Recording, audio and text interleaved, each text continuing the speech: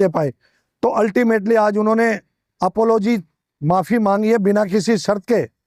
और जब कोई भी आदमी माफ़ी मांग लेता है तो हमने भी वकील साहब से चर्चा करके महसूस किया कि उसे माफ़ कर दिया जाए, तो हमने उनको माफ़ करके आज इस मामले को विड्रॉ करने का मैं ये नहीं कर सकता, तो वो भी हमने स्वीकार कर ली। नहीं, ये था कि हमारे मुवक्किल को बदनाम करने की नीयत से झूठी बात बोली गई थी।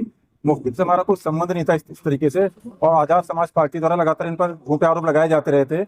हमने कई बार उसको इग्नोर भी किया इस बातों को, चलो झूठ बोलते हैं, लेकिन इस बार हमें लगा कि पार्टी द्वारा, आज़ाद समाज पार्टी द्वारा मेरे मुवक्किल को जानबूझकर बदनाम किया जा रहा है, क्योंकि ये समाज के हित के लिए काम करते हैं और समाज में काफी हमने पहले जो आज़ाद समाज पार्टी का सेंट्रल कार्यालय है नॉर्थ एवेन्यू में, यहाँ हमने उसको लीगल नोटिस भेजा था, पार्टी कार्यालय को भी और सुरेश कटारिया को भी। देने से पहले क्या बातचीत नहीं की गई थी? बातचीत करने गए थे लेकिन वो मिले नहीं वहां पे। वो तो समाज को धोखा देने के लिए काम करके दिखाएं, धोखा देने का काम ना करें। अगर फिर दोबारा ऐसा करेंगे तो फिर देखेंगे।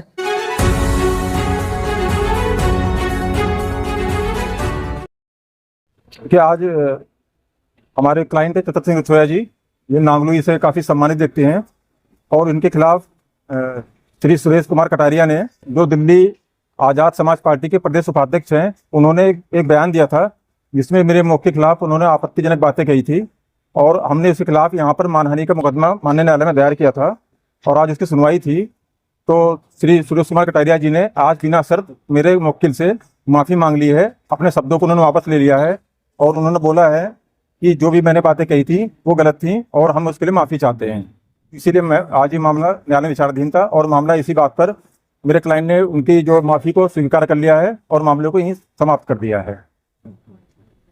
और क्या मामला था? आपने क्यों केस डाला था? क्या बोल दिया था उन्होंने आपको? मामला यह था कि 6 दिसंबर 2025 को श्री सुरेश कुमार कटारिया, जो कि आज़ाद समाज पार्टी के प्रदेश उपाध्यक्ष हैं, उन्होंने मेरे मुवक्किल के खिलाफ कुछ ऐसी बातें बोली थी जो कि उनके सम्मान को ठेस पहुंचाने वाली थी, और जो कि बिल्कुल झूठी थी और बेबुनियाद थी। इससे मेरे मुवक्किल के मानहानि हुई और उनकी आत्मसम्मान को ठेस पहुंची। उसके बाद हमने डिफेमेशन यानी मानहानि का और उसे डैमेजेस के लिए माननीय न्यायालय में एक केस दाखिल किया था पिछले साल, और उसके सम्मन होने के बाद वो उपस्थित हुए, और वहाँ पर कोर्ट द्वारा सफाई कोई उनको पेश नहीं कर पाए, और अंततः उन्होंने बिना शर्त मेरे मुवक्किल श्री छतर सिंह रसोया जी से माफ़ी मांग ली और मामले को खत्म कर दिया। क्या उनसे कुछ पर्सनल पहले से कोई रंजिश थी या क्या बात थी? क्यों उन्होंने बोला आपके लिए, और क्या बोला था? राजनीति पार्टी जो आज़ाद समाज पार्टी है उसके वो प्रदेश अध्यक्ष हैं सुरेश कटारिया जी, और टीकरी गांव में रहते हैं। 6 जनवरी को मेरा 6 दिसंबर 2025 को 6 अलीपुर रोड, जो बाबा साहब ने जहां अंतिम सांसें ली थी, वहां पर मैं एक इंटरव्यू दे रहा था, और वहां पर उन्होंने आपत्तिजनक बातें कही जिससे मेरे मन को ठेस पहुंची और दिल को दुख हुआ कि मैं इतनी मेहनत करता हूं, समाज के लिए इतने काम किए, बड़े बड़े काम किए मैंने।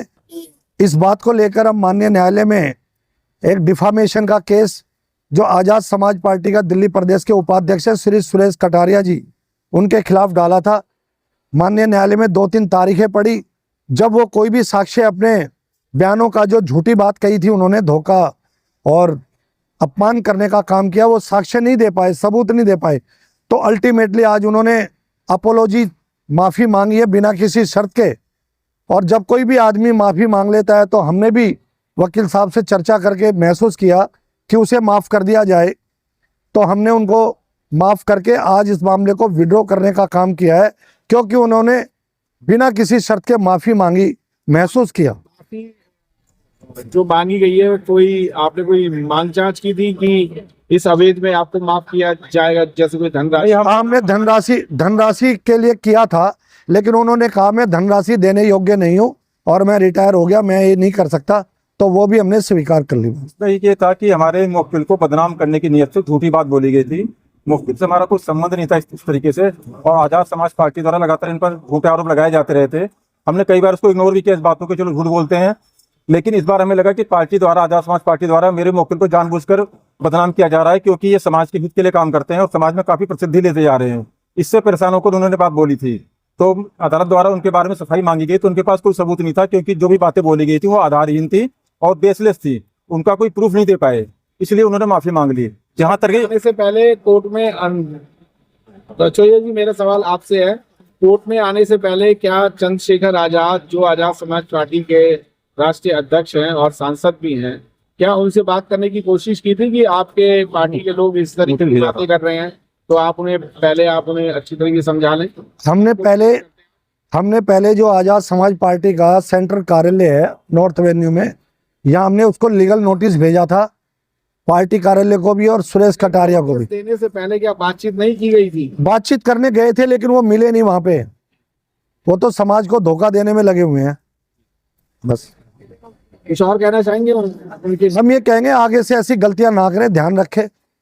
दोनों ही व्यक्ति समाज के लिए काम कर रहे हैं और समाज के लिए काम करके ज्यादा अच्छा रहेगा। हम समाज के लिए काम करके दिखाएं, धोखा देने का काम ना करें। अगर फिर दोबारा ऐसा करेंगे तो फिर देखेंगे।